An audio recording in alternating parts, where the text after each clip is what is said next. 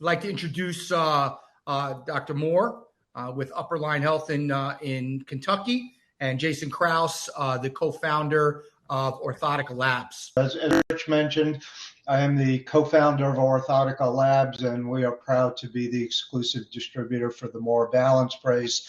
And we are very committed to educational programming and opportunities to really share some exciting new information that would enable everyone on this webinar to be able to really tomorrow be able to provide an important new service to their senior patient population. We try to do these once a month. Rich said, I think this is episode number 5. We have some additional webinars planned for the remainder of 2023, including some exciting new software that will be adding to our toolkit to make this much easier for everyone who's interested in bringing this into their clinical practice to do so. The reality of our demographics in this country at this moment in time is that every single day there are 10,000 Americans who are turning 65 years of age. That has been going on now, I want to say, for 7 or 8 years, and it's going to continue for another 12 or 13. So the numbers of seniors that you are all treating and patients being added to your patient rolls is ever increasing. It's just the baby boom generation sort of going through this aging process as a very large segment of our population, that there's no lack of opportunity to add a variety of services. Tonight we're talking about helping to prevent falls in this patient population, but just broadly in practice, you could probably tell me more than I could tell you how many seniors are flooding to your clinics. Jason, are your slides up right now? Yes. I don't see them. Oh, there we go. Yep. Okay. Perfect. Okay. Yeah, just this one picture. This is a picture that I took myself. Well, I didn't take it. It was taken of me. I'm in both pictures in blue about 10 days ago. This is up in the Canadian Rockies in Vancouver. On the right, I had summited a pretty high vertical climb. And it went off again, Jay. What's that? I don't know. It popped off the screen again. Oh, I'm sorry. There you go. I think it might be the way it's sharing. Okay, go ahead. All right. Well, I'm gonna end this soon. I share these pictures not because I was just wanting to show this group my vacation pictures, but to share the reality of the fact that I am in this patient population. I am going to be 67 years old this year, and I want to remain active, and I want to be able to do things that may look crazy in the pictures, but these are the things I aspire to be able to continue to do. And I know, as a 67-year-old, I need to be careful. I need to make sure that I'm being looked after physically and medically so that I can preserve my mobility as long as I can. But I'm also very cognizant of the fact that I am not as strong as I was even 5 or 10 years ago. I don't have the balance that I did even 5 or 10 years ago. And, the reality of this is something that I'm very focused on. And I would argue that your patients, whether they bring this up to you or not, they're no less focused on it than I am. And so I think by you providing this type of care and these types of services, you'll do a lot of good, not only in treating acute conditions that are presented to you, but really extending the mobility of your patients so that as they continue to get older, they're not limited in ways that lead to really sedentary lifestyles. So I will stop sharing. I will introduce Dr. Moore, who's leading our discussions. And Dr. Moore really has some unique perspectives in that he's got a very busy clinic. He's focused on fall prevention and balance for coming up on 15 years. He's been involved with think tanks that have been established to help spread the word on fall prevention strategies, and interfacing with researchers and so forth. So he's got sort of the research box checked, the public health box checked, the multidisciplinary collaboration box check, and of course, he sees patients every day. So very unique perspective that I think we're all able to learn from Dr. Moore. So with that, take it away, John. All right. Have a good one, guys. All right. Thank you, guys. And Jason, just to confirm, can you see the screen okay? Yes. Yep. Okay, perfect. Okay, well, good evening, everybody. Thank you for not only joining us tonight, but also thank you for being willing to jump on a little bit earlier. This is usually scheduled a little bit later, but I'm grateful for you all joining sooner in the evening. It's funny, Jason's referring to the fact he's 65. That is the category for which 1 in 4 fall literally every year. So 1 in 4 of those over 65 fall every year. So that's a staggering number, especially when you consider that out of those 1 in 4 that fall, less than half of them tell their doctors. So if you alter those statistics, it's probably maybe more than 1 out of 4. And so what's interesting is that falling once actually doubles your chances of falling again. So when you look at risk factors, when you look at opportunities, when you look at all this picture, you look at all of the components and facets of this picture, it's staggering as to how many people it affects. And so I always find it a little funny because I know that there are lots of CPEDs, orthotists. There's lots of, and of course there's podiatrists on this call, and I'm really grateful for all of you for joining. But I find it really hilarious at the things that we focus so intently on at our podiatry conferences, like bunions and posterior tibial tendon dysfunction, and even some of the more impactful things like diabetic ulcers. But I will tell you that what's fascinating is that nothing that we see or do impacts lives more than falling, and yet you see almost nothing being talked about it. And when you do see things being talked about it in our meetings and in the hallways of our conferences, there's very little that's even discussed as to what to do for it. And so that's why I'm here. That's why I'm here to talk to you about the staggering number of people that are fall. So when we think about this, again, I'm just going to kind of catch up a little bit and give us a little perspective as to what we're going to talk about tonight. We're going to talk about a little bit of why it makes financial sense and overcoming the barriers sometimes for patients to say yes, and then just really the concept of why AFOs for balance.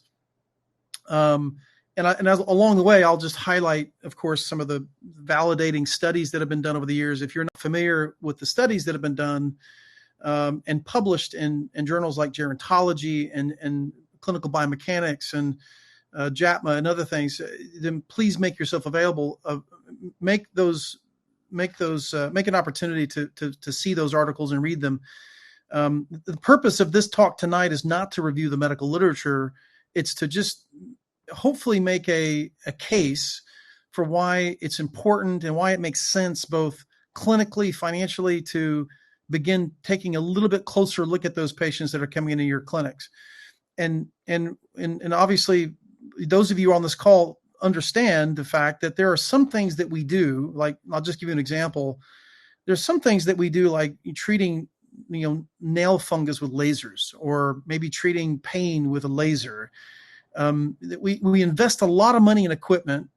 We may invest a lot of money in this new MRI or this new ultrasound that costs $15,000 or even $30,000, and we have to literally market our patients for that. We have to, in some cases, market the fact that we treat nail fungus, or that we treat this particular patient population that we may not see a lot of. Like, for instance, there are podiatrists that see a lot of pediatric patients, and in order to really see a lot of pediatric patients in your office, you need to market that. Well, I will tell you that treating seniors that are at risk for falling requires no marketing, because they're already in your office.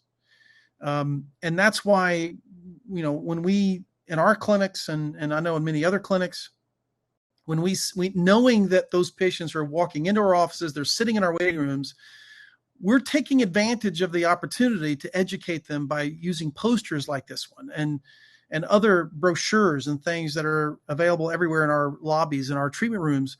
We want to make sure that they're, of course, being educated, because we know they're already coming in.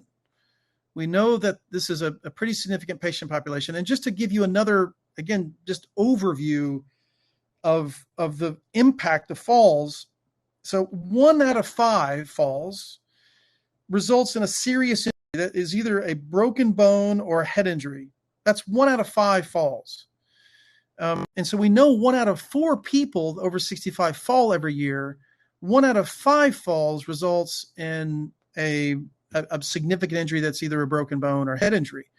And I don't need to tell you that, if you're a senior and you have a head injury, that it can be either lights out, or it could be something that results in a nursing home. It could be something that obviously is devastating. So what's interesting also is that each year, about 3 million older people are treated in emergency rooms for falls. And so that's a staggering number that equates to a number annually that's probably pretty grossly outdated right now. But as of probably almost 10 years ago, the number, the financial impact of these 3 million people a year that go into the emergency rooms, or the people that, of course, that have injuries, translates into over $50 billion a year. And so and that number now is probably considerably higher, at least 60, maybe $70 billion a year. And there's really not a lot that's happening to alter that trajectory. So, what I have attempted to do, and what the objective of Orthotica and the objective that we have as part of this team, as a part of this alliance, is to get people to start paying attention to those that are coming in that are at risk. So what does that mean to pay attention to? Well, it means watching them walk. It means, of course, asking the right questions. And Jason mentioned a minute ago that we are going to be introducing this new software system that will allow for there to be a fall risk assessment that can be done quickly, to fully validate and to fully identify their patient's risk, to give them a score. And so, again, there's fantastic technology that's on our doorstep right now to be able to quickly do assessments that are true assessments, and then coming up with a treatment plan. That's the beauty of the software that we're talking about, that we're kind of teasing right now, but I hope that you stay tuned for this. But the software that we're talking about is going to not only give you a score, but it's also going to give you a chance to formulate a treatment plan. And it's all really automated. And as a part of the treatment plan that you're going to be producing, by the way, it's a billable service. When you're allowed to do that, you're going to be able to incorporate in treatments like the use of AFOs. The idea of AFOs and balance, maybe 15, 20 years ago didn't translate for many people, but I would say that most people understand it. Most people that do AFOs understand what it's doing biomechanically, and of course can follow the logic.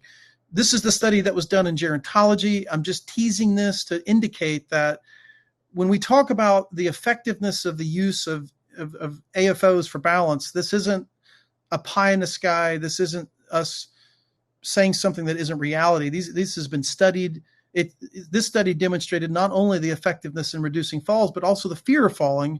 And for those that use AFOs every day, a lot of the orthotists, the CPEDs, the podorthists that are on this call understand this. I think it's clear that when what's maybe not so clear is what's the best design. And we've talked about that in previous talks, but I'll maybe highlight a little bit as we go. So it should make sense to us that we have this option to use AFOs in our clinic. What may not really be translating really is kind of how to maybe fundamentally convey this to patients. And I like this slide because it illustrates how I help patients understand why bracing or why AFOs can help with balance. And ultimately the answer is that we're going to be enhancing the patient's root system. What is it that keeps patients upright in the midst of a storm? What is it that keeps us upright when there's perturbations, when there's altered, surface areas, when there's something that puts us off balance? Well, it is our extremities to a great extent. Obviously, there's neurological manifestations, there are vestibular manifestations, but our root system for us is our 2 feet and ankles. And so by enhancing the stability around those root systems, we're going to improve stability. So again, I'm a huge advocate, and I highly recommend that we be involved in incentivizing our team. And that's what we're here for. And that's what this is about. And ultimately, that's what I want to convey to you, is that there are really valuable tools that I think can really help us to articulate well to our patients, why we're here, what we're doing. And there are some things that I think that are very important when we talk to patients about this. And when we say, Mrs. Jones, I've noticed you're not steady on your feet, or there are devices, Mr. Jones, that there's a program that we're involved with that can improve your stability, improve your balance. And then when we talk about treatment for these patients, I don't ever isolate a brace. I don't ever isolate the more balanced brace. I always include it as a part of a multifactorial approach. And we're already going to have done an assessment, and now what we want to do is put in place measures that make sense for us in that respect. So it's important to use the right language, and it's also important to convey to them, of course, the fact that these types of devices are covered. They're covered by the patient's insurance. So this is again one of the posters that is I know Orthotic will make this available to you. They're big size posters that you can put in your treatment rooms, and I use these every day. In fact, there really isn't a day that goes by that I don't cast someone for AFOs, and so it's a big part of my practice. And I think that it's a service that we have the ability to offer that many people aren't really taking advantage of. And I'll talk to you what I mean by that. So let me just kind of convey things in a very simple way that I think makes sense from a financial standpoint. When we look at the studies and when we talk about the research all points to the fact that there's a large percentage of falls that can be prevented. In fact, there are, modifiable risk factors, and there are not modified. There are unmodifiable risk factors. Well, there's, among the top risk factors for falling, most of those could be modified. And so we're looking at obviously not just a brace. So when I talk about reimbursement for an AFO, I want to make sure that those of you on this call don't think that I'm literally talking to patients only about bracing. I'm talking about PT, OT. I'm talking to them about proper footwear and educating them. So it's all part. I'm just going to go back. It's all part of this program. So we have the brace, we have the shoe, we have footwear, we have education, we have PT, OT. We're approaching these patients from not just the standpoint of a brace, but from a multifactorial approach. So it is the case that the more balanced brace has 3 L codes that have been PDAC approved: 1940, L2330, L2820. These again, when you look at net reimbursement, it's going to vary per state, but on an average, again, for a bilateral set, you're going to net somewhere between maybe $1,300 to $1,500 per case, and depending on where you're practicing, that may be more, it may be a little bit less, depending on the payer. But I would say that on the very low side, you're looking at $1,200, $1,300. On the high side, even higher than this number. What I want you to think about is I want you to follow with me in this logic, and I want to convey very carefully that we don't do bracing. We're not in this business. I'm not on this call to sell braces or to advocate to you that you can make a lot of money doing AFOs. That's not the intent. And I want to say that very clearly. This isn't someone hawking something to make money.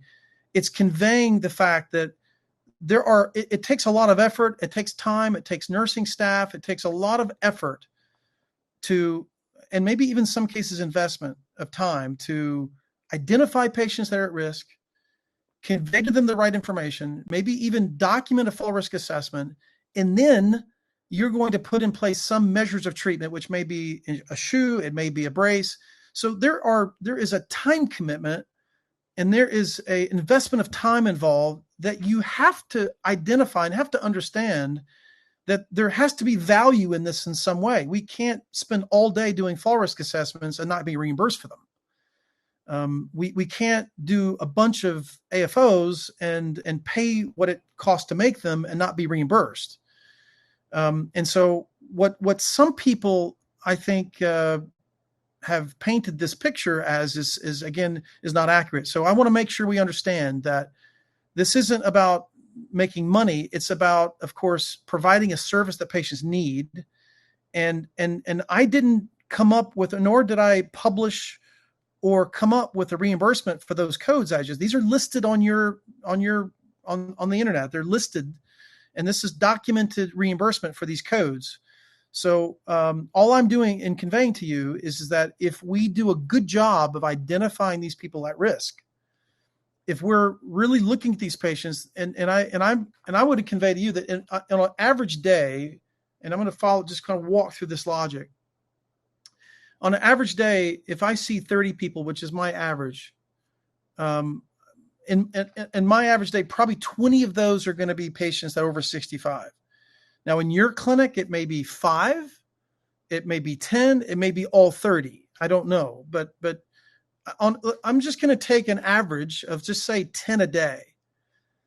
And so if I take 10 patients a day and multiply that number over a year, which I estimated maybe 250 work days, and I work less days than that, but again, I just came up with an average.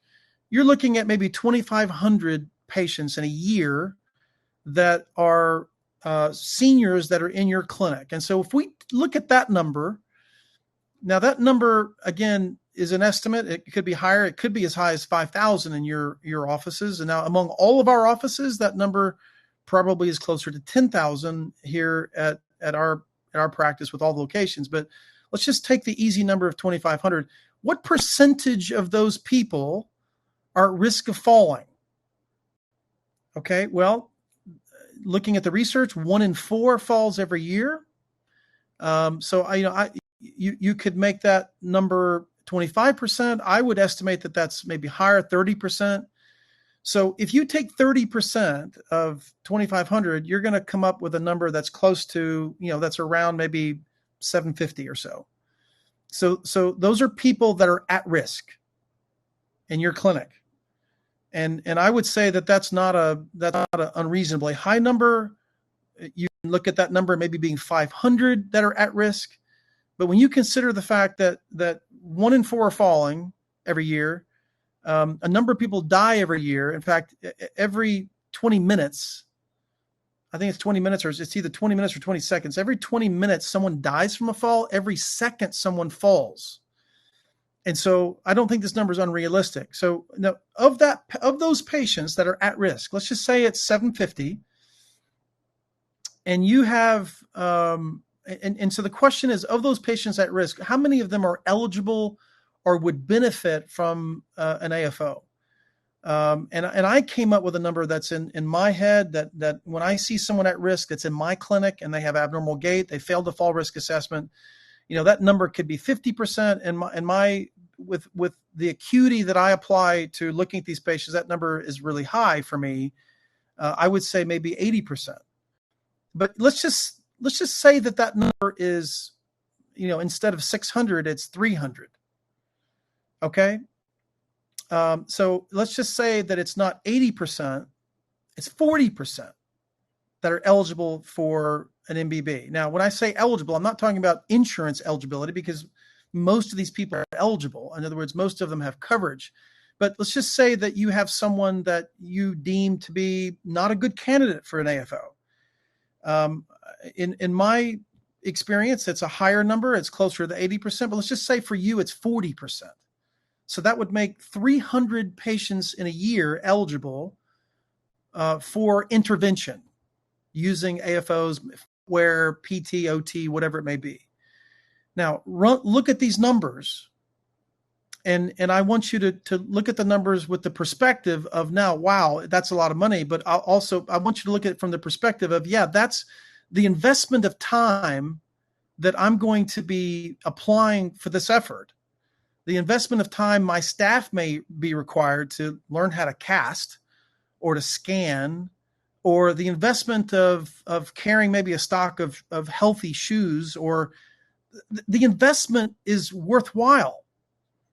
I mean, if you take that 40% that I showed up above, that translates into 300 people a year in your clinic that you're already seeing. And you look at the volume, and you look at the number you're getting reimbursed for a pair. That's a massive number of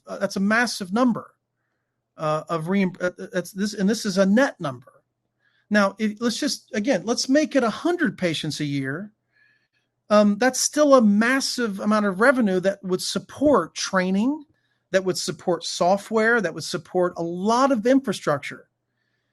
And here's the beauty of it. The beauty of it is that you're not forking out $30,000 to $50,000 of investment money in a piece of equipment.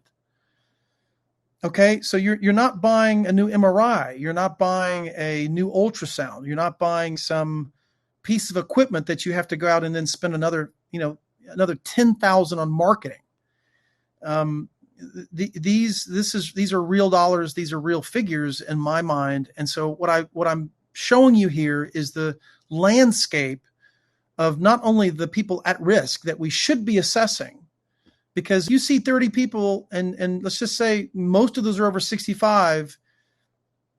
Again, I think there's a fairly large a large percentage of those at risk.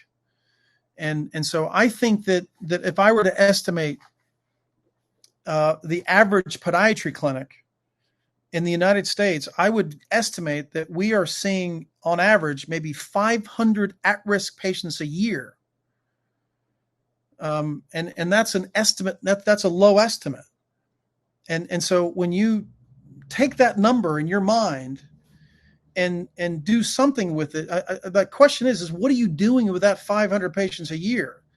Let's cut that in half. Let's just say you work maybe 2 or 3 days a week. Okay, let's cut that number to maybe 300 a year that are at risk. And so the question is those are people that have failed the fall risk assessment, that clearly have abnormal gait, that have abnormal balance, that have some ataxia, maybe they're dragging their feet or they're weak or whatever. The question is what are you doing with those at risk? You may be debating my numbers. These are actually real numbers for me, but you may say, okay, well, I don't see that many, or maybe you see a lot less older people than I do, but let's just make that number a really low number. Let's just say you see 300 at-risk patients a year. What are you doing with them? What percentage of those that are at risk are you maybe contemplating a brace for, or maybe PTOT, maybe a shoe? Well, what I will tell you is that I would be thrilled to hear that you do something, because most podiatry practices, if they see 300 at-risk patients, there are 300 patients for which nothing's being done.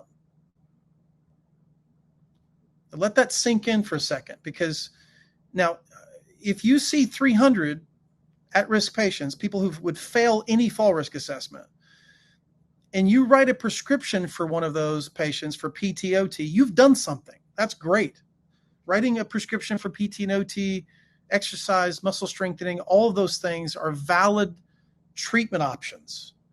But my question is that if a patient has ataxia, a drop foot, or they have loss of proprioception, what is they have an abnormal gait deficit, of course, you should be looking at something to alter or modify their gait.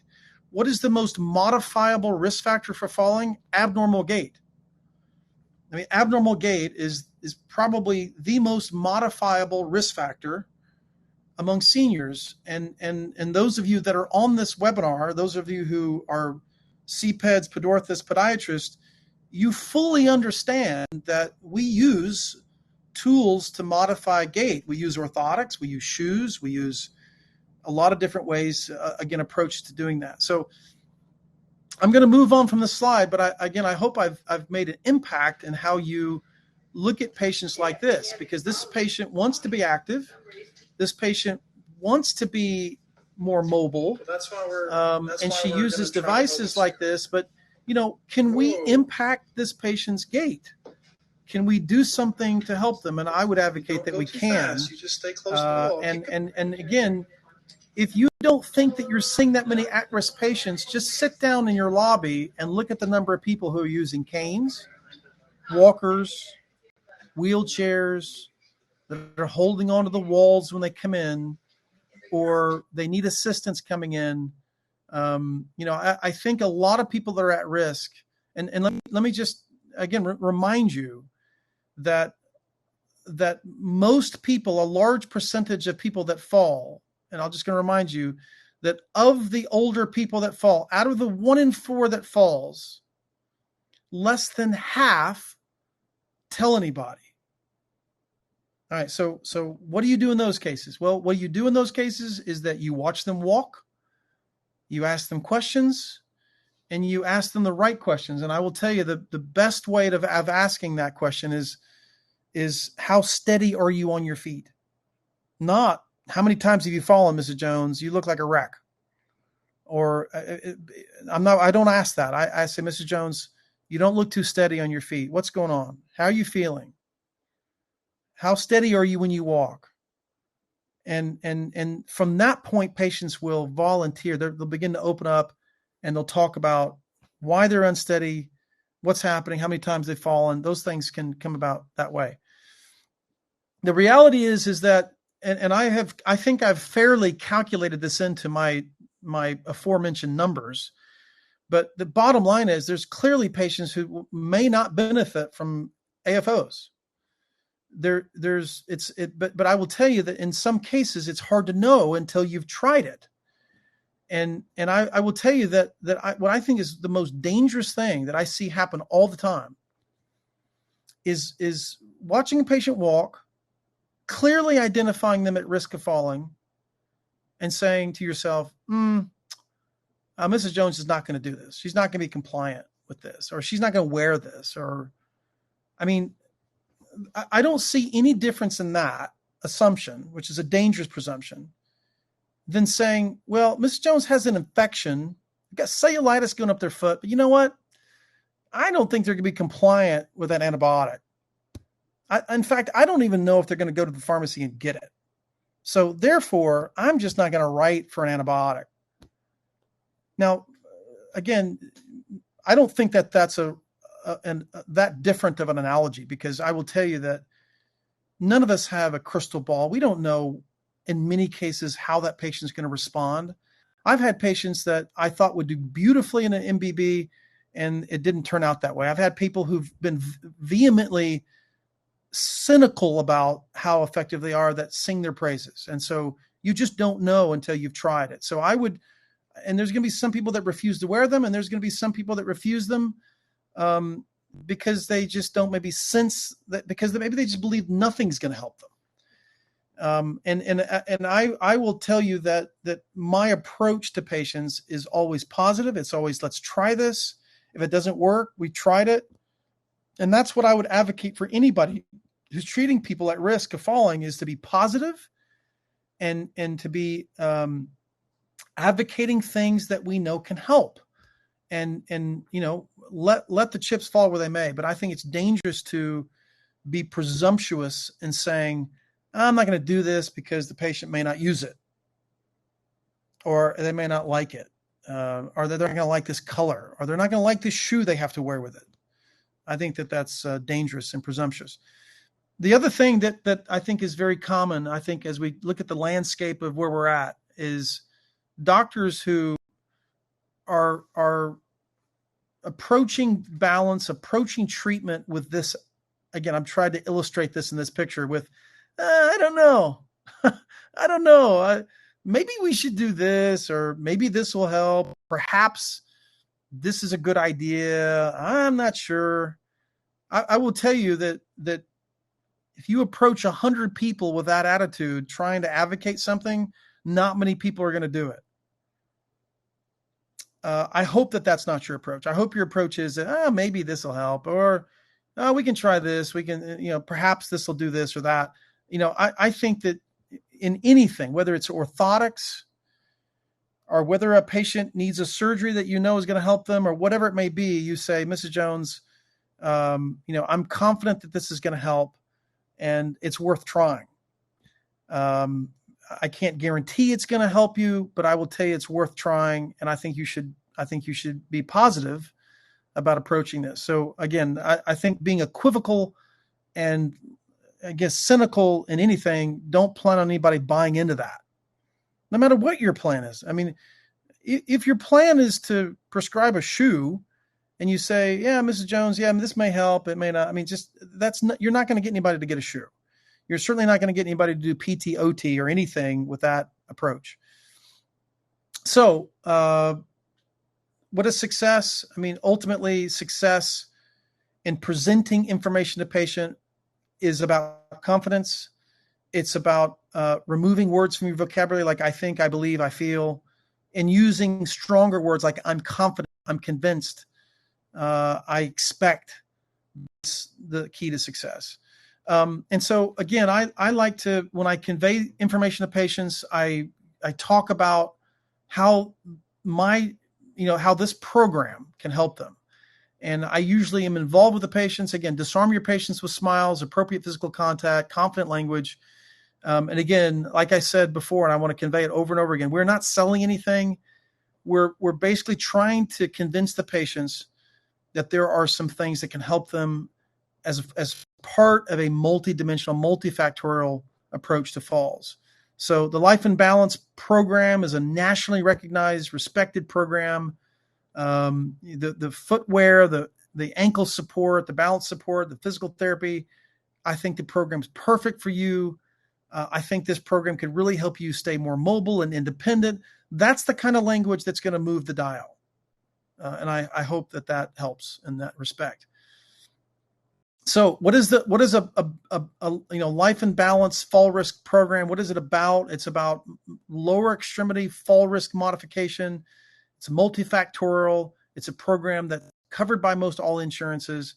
And if we keep people upright, it's going to keep people out of nursing homes. It's going to save billions of dollars a year. And so why are we doing this? Why are we talking about this? It's to enhance stability, improve mobility, reduce the cost and the devastation of falling. So again, being confident, talking about using good logic, using good reasoning is important in conveying this. So again, I like to talk about this effective communication approach using your staff. Again, I utilize my staff to gather information to not only do that, but also to give them information about fall risk. I use these visual tools like the brochure, the poster, the brace. Again, I present this program by being clear, not equivocal. I'm confident. I don't mumble. And I always convey to them that, Mrs. Jones, there's really nothing to lose in trying this. And so, again, some people don't want to try something new. They're fearful of trying something new. It's important to disarm that, to just again, approach this in a way that it's worth trying in that respect. And there's always going to be objections. And the more you become familiar with the brace, the more you use it, the more you put this as a part of your protocol, you'll be able to answer these questions better, like questions like it sounds too expensive, and talking through the insurance component of this, being able to have a sample in place to show them what it looks like. Do I have to wear dealing with goofy questions like, do I have to wear these all the time? And you answering the question, Mrs. Jones, you don't have to wear your eyeglasses all the time either. You can choose to put your eyeglasses on, but you're typically going to wear them. When you want to be more balanced, you wear them. And when you are sitting or when you're not up active, then don't wear them. I don't ever tell anybody that they have to do this or that. That will most certainly turn them off for sure, especially seniors. And then how do I deal with shoes? When I cast a patient or when we scan the patient, we are ordering shoes automatically every time. If the patient's diabetic, we'll go through the diabetic shoe program. If they're not, I bundle the shoe with the AFO. And again, I think it's important to once again note that it's not just enough to do. It's not enough to do nothing. We have to do something. And I think that, again, think about those people at risk in your clinics right now, that maybe you're not fully approaching them as thoroughly as you could. Maybe you're not giving them the option. And maybe you don't think it's worth the time. And that is honestly, again, it's not that any people are intentionally wanting people to fall or purposefully not wanting, or just to purposefully ignore people that are at risk of falling. But people really honestly think it's not worth their time. I mean, that's the way that a lot of doctors think. It's not worth the time. But if you don't see the value and the numbers, then you really clearly don't have a pathway of treatment. I mean, there's reimbursement. There's the reimbursements there. The coding's there. Are there challenges with billing and coding AFOs? Of course, but what isn't there a challenge? I mean, for those of you that are in the AFO world, you know that same and similar exists. You know that there are going to be challenges in some cases getting pre-auths. I mean, you know all that. But if these things reimburse $50 a pair, it probably wouldn't be worth it. But that's not the case. They reimburse extremely well. And if you wonder why they reimburse well, it's because it takes effort. It takes time. It takes expertise to make these. And I couldn't be more proud of the new design that exists with the More Balanced brace. I think it's the best design we've ever had. It works very well. It keeps people balanced. And again, I hope you get a chance to look at it. I hope you get a chance to think about how using AFOs in your practice can be a benefit. And again, I like to convey these messages through pictures, through images. I like to convey the fact that these have been studied. This is the more recent article that I was involved with among a lot of other podiatrists and PTs and PhDs that produced, I think, a really good article on AFOs and just, again, risk factors for falling in the lower extremity. And again, I think that when you look at the importance and the statistics and the numbers, by the way, this is just a brief look at the Safe Balance software program that's being modified and developed right now. It's going to be really great. And again, thinking about those that are at risk, a muscle weakness, history of falling. Remember, a history of falling, once you've fallen once, your chances of falling double after that. And again, look at the top risk factor for falling. Gait deficits. What do you do for gait deficits? You don't put them all on meclizine. That's not the treatment. What do you do for gait deficits? Well, you put them in something to modify their gait.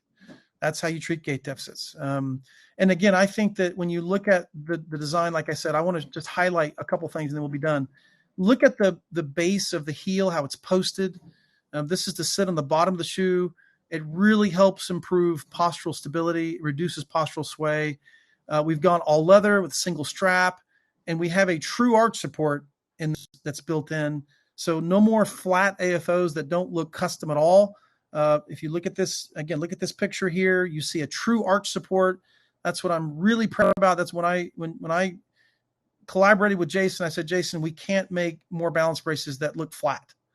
I mean, we have to make them look like they're anatomical, and that box has been checked. These things support the arch. And if you don't think it's important to have physical contact with the arch for these people that are at risk, it is vitally important for proprioceptive reasons, and also for balance in that regard. So again, we're truly stabilizing the patient's gait.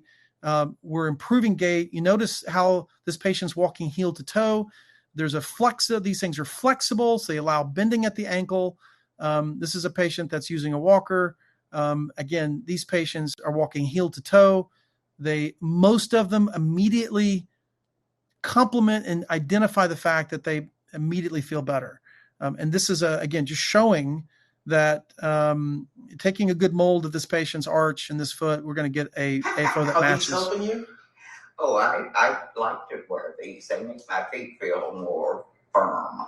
Yes. Okay, so needless to say, this patient was not scripted. She said, they make my feet feel more firm. I did not feel, this is this patient's immediate feedback. And now she's had this for a little while, but I think it's fascinating. This patient's very interesting. So tell me how they feel. Tell me kind of what. It feels so good. So good. And, I can tell a big difference. Okay, and tell me what you're feeling that's making it feel good. I think it's the stabilizing. Yeah. That conversation goes on for a little while, but I want to close up by just saying that there's lots of products out there that call themselves balance braces. And I will tell you some of them I mean are terrible. Some of them I'm ashamed that they're even called balance braces. And I would just advocate that you avoid cheap imitations. And there's always going to be someone that's going to come out with an AFO that's cheaper. And just because it has balance on it doesn't mean it's doing anything for balance. So be mindful of cheap imitations. And it's never been easier to scan for these patients to again get a great fit for MBBs with the scanner, the structure scanner. And again, we want to make sure we get good cast. And again, I think that getting the proper footwear is vitally important. And so make sure that you're ordering shoes for these patients. There's not a single patient that we cast an AFO for that doesn't have a shoe order at the same time. Because the MBB is pretty slim and slick, it does not typically require an increase in the foot size or the shoe size. So we typically order right on.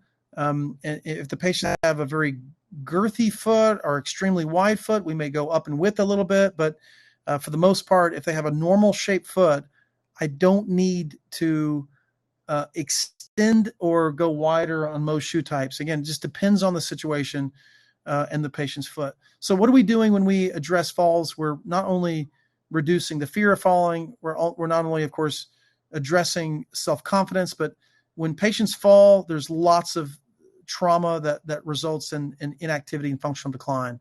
And again, all it takes is one fall and you can lose your independence. This is the message that I think it's important we convey. And with that, thank you so much for your attention. And I'm going to turn it back over. I'm going to end show here and turn it back over to team. So again, thank you so much for your attention.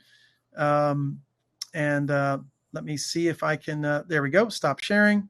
Jason, I'll turn it back over to you for final comments and questions. Thank you.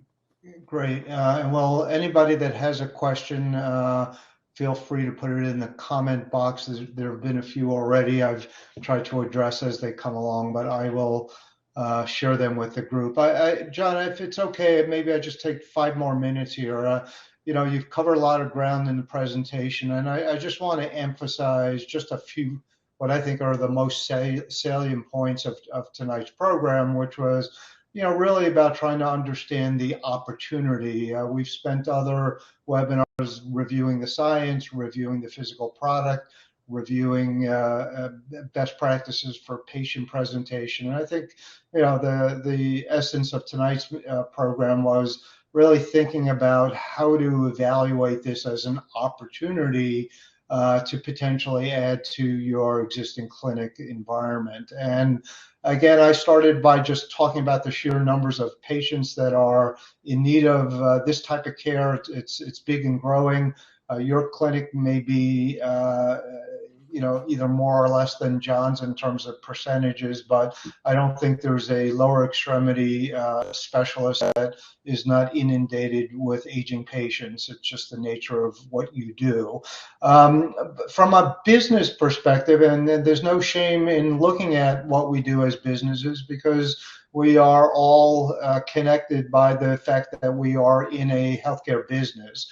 From a business perspective, one of the things I often lectured about, and when I was in practice management consulting, I would really implore my clients to be on the lookout for what I called incremental opportunities. And incremental in that any opportunity that didn't require additional infrastructure, additional staffing, or additional marketing to attract new patients to the clinic, that's a triple crown. If you can, tomorrow just do something more that you're not doing today without having to make any of those investments, the return on investment is greatly enhanced. And so I was always, on behalf of my clients, on the lookout for these types of opportunities. John started his presentation by making this point. I'll emphasize it as well, which is these people are already knocking on your door. They're already your patients. You are already treating them, generally speaking, for other conditions. And it's really about looking beyond the initial chief complaint of what brought them into your clinic and saying, oh, by the way, when was the last time you've had a fall risk assessment? You're certainly of the age where that is the best practice. Can we put that on the calendar for a follow-up visit? Just something as simple as that will turn the lights on in your clinic for starting to engage with patients about something that no one is doing.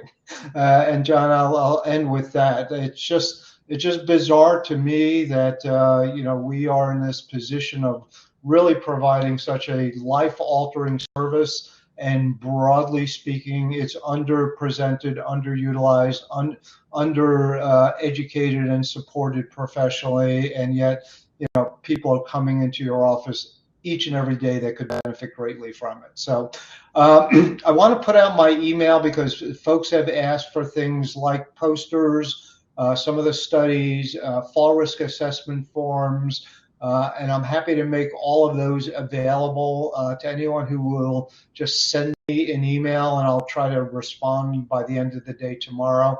My email address is jason@orthotica.com. So with that, let me try to pull some of these questions. If you'll just allow me to grab a few of these with a snip. Okay, so I have one that from Sanja. How do we bill for the orthotics when patient has issues with blood pressure, diabetes, dizziness, heart disease, arthritis other than foot, anemia that can equally affect balance, and the risk of fallings? Doctors would rather see those patients bedridden and not walking to the bathroom, less staying active around the house. Balance problems and falls are a result of multiple factors, not just foot deformities, and Medicare is not going to cover the cost of orthotics if people stay in bed after fitting them. So it's a lot of questions, but I think the essence of it should be clear. Okay, so first of all, anybody who's not active or mobile shouldn't be casted for AFOs. It's ridiculous. No one would be advocating that if a patient comes in a wheelchair and is not actively mobile or walking, no one in their right mind is going to cast them for AFOs. So that's number one. Number two is no one's advocating that all of patients' risk factors for falling are in the lower extremity. But at the same time, follow this logic. Okay, so let's just say that the patient's major cause of their problem is neuropathy or diabetes. Well, because their problem isn't directly related to the lower extremity, does that mean that we don't treat it? Let's just say a better example is vestibular problems. Clearly, patients have hypotension, hypertension. Many of them have vestibular problems. Well, so despite the problem that is the underlying etiology, and again, most of these patients, there's 4 or 5 underlying etiologies to their problem. If it's affecting their gait, if it's affecting the way they walk, well, we can't necessarily fix all their problems, but we can approach how it's affecting their gait. So if a patient has completely normal gait, which most people who have diabetes, high blood pressure, a host of other problems, most of them aren't walking normally. And let me just give you an example. What's the type of gait that manifests itself as among the highest and most commonly correlated fall risk? What type of gait is it? It's slow gait. So the question is that if a patient has slow gait and they're just deliberate and maybe they're dragging their feet or whatever, and it's caused by something else other than maybe their lower extremity, does that mean we don't treat it? Well, so I just would say that there are lots of problems that don't start in the lower extremity. that are affecting the lower extremity. They're affecting gait. Maybe they're causing the patient to have ataxia. I mean, what medical conditions can cause a patient to have an ataxic gait? There's a lot. So because it didn't originate in the foot, does that mean we don't treat the foot? No. And by the way, Medicare has very specific policies on when an AFO is covered. An AFO is covered if the patients have muscle weakness. Okay? And by the way, the CDC study document is very clear as to how to document a patient at risk for falling. And if a patient fails the timed up and go test, if a patient, of course, has abnormal gait. So if a patient has abnormal gait that is part of an orthopedic problem in their foot or ankle, if that's resulting or leading to the patients being at risk for falling. So you have muscle weakness, you have osteoarthritis, you have joint instability, you have drop foot, you have a number of conditions whereby an AFO is covered. No one in their right mind is going to try to get an AFO covered under the diagnosis of high blood pressure. No one's going to do that.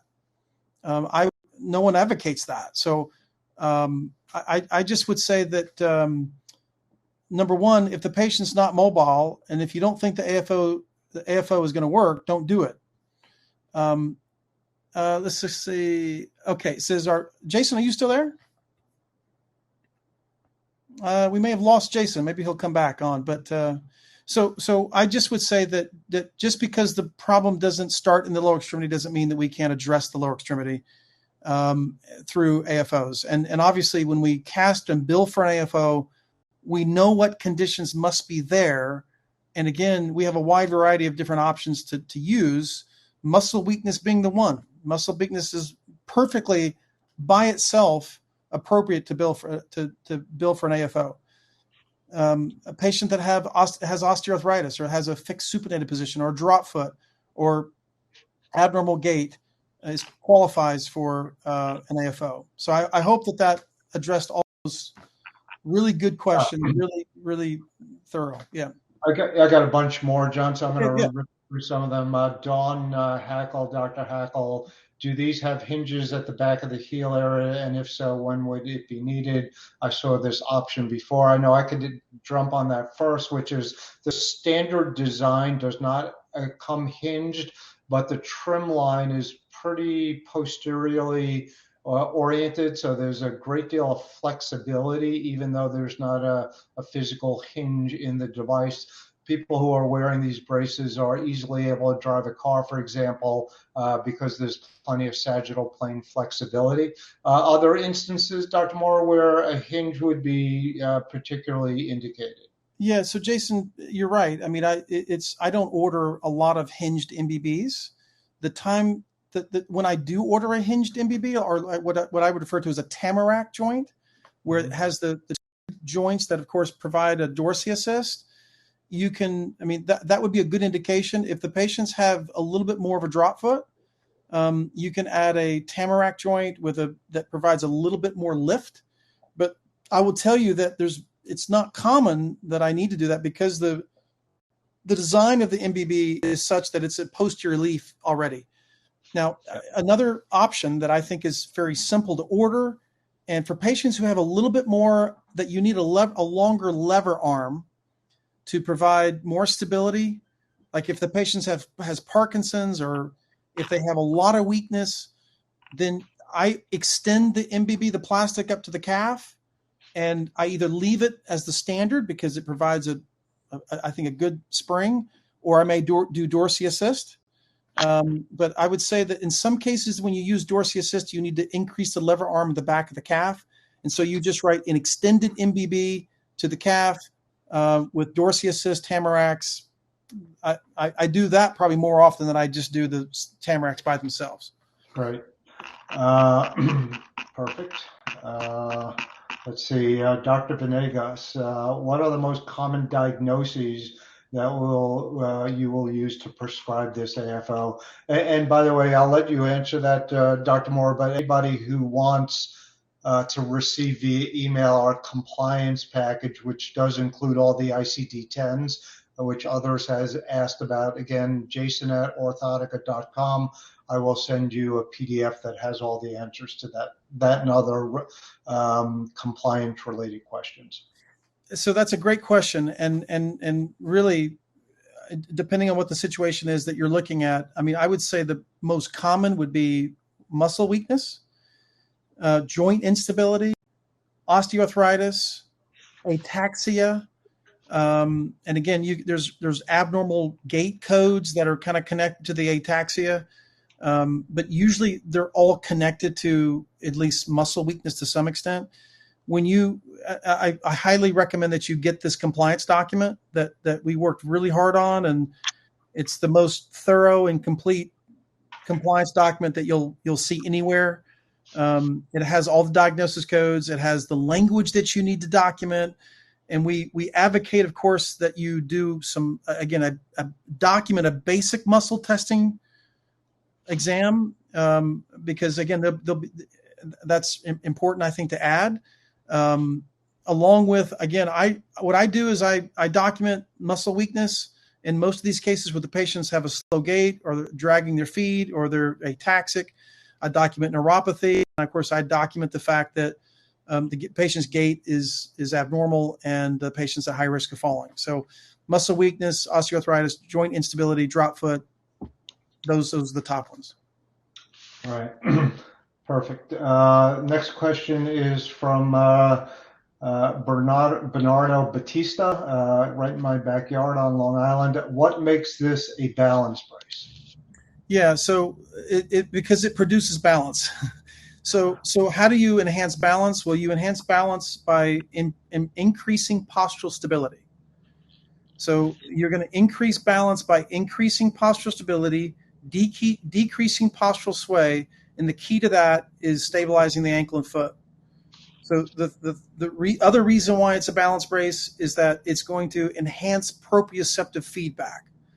Now, there's been lots of studies that orthotics do that by just putting them on the bottom of the foot, and by the contact, you're going to enhance postural feedback. That is neural postural feedback. But when you stabilize and have a gauntlet on the foot under the arch support, you're basically enhancing proprioceptive feedback. So it's balance. It's called a balance brace because you're enhancing postural stability. And by the way, the study that was done in clinical biomechanics proved that it does that. The study that was done in gerontology proved that it enhances postural stability. But it also has been proven in a study in gerontology to decrease the fear of falling.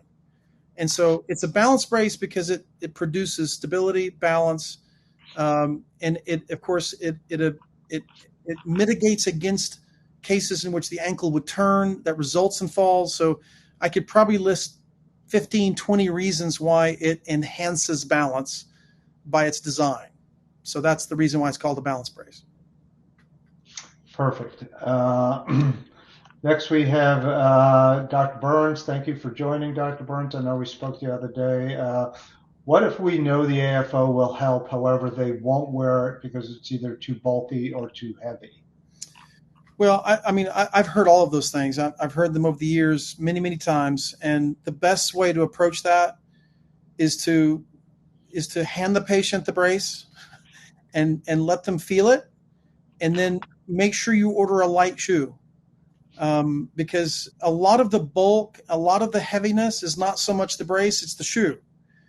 And so I would advocate that you consider ordering something like an anodyne double depth with Velcro. I mean, there's several shoes that are out there that I use that are super lightweight. I mean, and that have some stability. The Anodyne brand is one that I use for that. And again, there's several in that list because they make them really light and they look aesthetically pleasing too. So most of the best thing you can do is convince your patients that, Mrs. Jones, try it, see how you do, and just give them the right tools. If you tell them to wear the AFO with a New Balance 928, it's going to be too heavy.